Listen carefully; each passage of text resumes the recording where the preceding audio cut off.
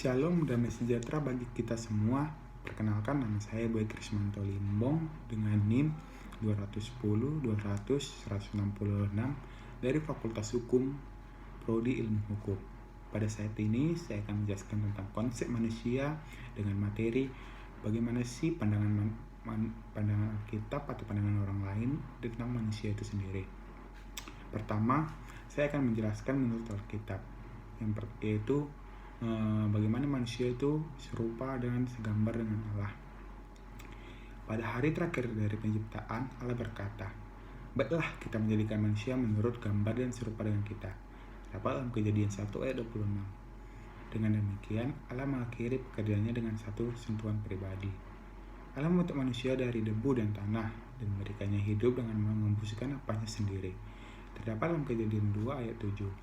Dengan demikian, manusia memiliki keunikan dibandingkan dengan ciptaan-ciptaan lainnya, yaitu memiliki bagian materi tubuh dan non-materi, yaitu jiwa atau roh. Memiliki gambar atau rupa Allah dalam pengertian yang paling sederhana, berarti manusia dibuat menyerupai Allah. Adam tidak serupa dengan Allah dalam arti memiliki darah dan daging. Alkitab berkata bahwa Allah itu roh, terdapat dalam Yohanes 4 ayat 24. Dan karena itu memiliki keberadaan tanpa tubuh. Namun, tubuh Adam mencerminkan hidup Allah karena diciptakan dengan kesehatan yang sempurna dan tidak tunduk kepada kematian. Gambar Allah menunjuk pada bagian non-material dari manusia. Hal ini membedakan manusia dari binatang dan memampukannya ke manusia mengembangkan kekuasaan, sebagaimana direncanakan Allah. Terdapat dalam Kejadian 1 ayat 28. Dan memampukan manusia berkomunikasi dengan penciptanya. Keserupaan termasuk dalam hal mental, moral, maupun sosial. Secara mental, manusia diciptakan sebagai makhluk yang rasional dan berkehendak. Dengan kata lain, manusia dapat menggunakan pikirannya dan bisa memilih. Ini adalah refleksi dari akal budi dan kebebasan Allah. Setiap kali seseorang menciptakan mesin, menulis sebuah buku, melukis pemandangan, menikmati simfoni, menjumlahkan hitungan, atau menamai binatang peliharaannya, dia menyatakan bahwa fakta ia diciptakan menurut gambar Allah.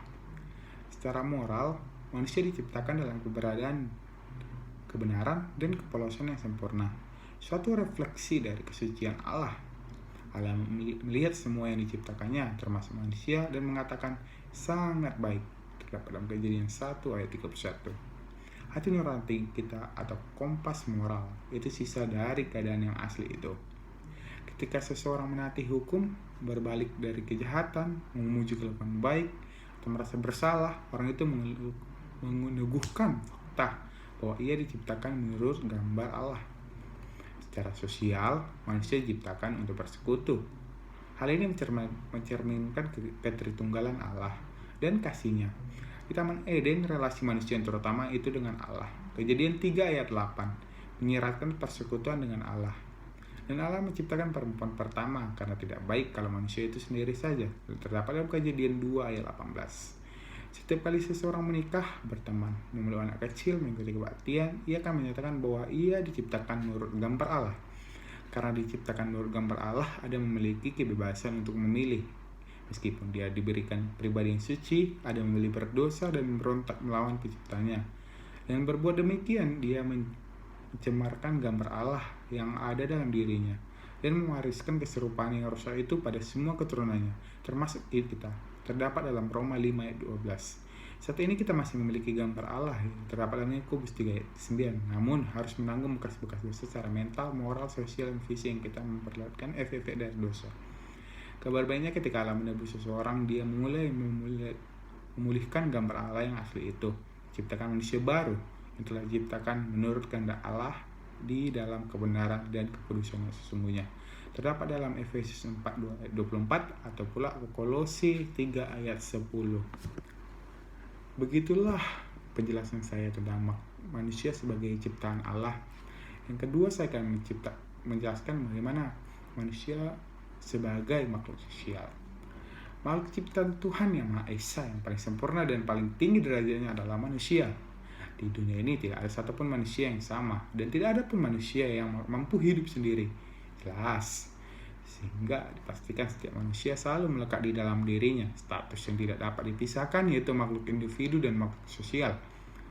Manusia sebagai makhluk sosial artinya manusia sebagai warga masyarakat. Dalam kehidupan sehari-hari, manusia tidak dapat hidup sendiri dan mencakupi kehidupan sendiri. Meskipun dia mempunyai kedudukan dan kekayaan, dia selalu membutuhkan manusia lain. Setiap manusia cenderung untuk berkomunikasi, berinteraksi, dan bersosialisasi dengan manusia lainnya. Dapat dikatakan bahwa sejak lahir dia sudah disebut sebagai makhluk sosial.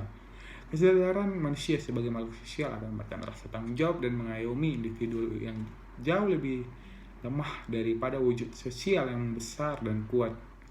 Kehidupan sosial kebersamaan, baik itu non formal atau yaitu masyarakat, maupun yang betul-betul formal, yaitu institusi negara dengan wibawanya wajib mengayomi individu. Begitulah penjelasan saya tentang bagaimana sih pandangan manusia itu menurut Alkitab. Yang kedua, bagaimana sih pandangan orang-orang lain tentang manusia itu sendiri. Menurut orang-orang yang tidak percaya dengan Tuhan, dengan adanya Tuhan, seperti negara-negara komunis, dengan seperti Korea Selatan, Rusia, Cina, Jepang, masih banyak itu masyarakatnya yang tidak percaya dengan Tuhan. Mereka tidak percaya bahwa manusia itu diciptakan oleh Tuhan. Dan mereka tidak percaya bahwa Tuhan itu ada. Jadi mereka hanya percaya Tuhan kita itu diciptakan pada hakikatnya dari ayah dan ibu.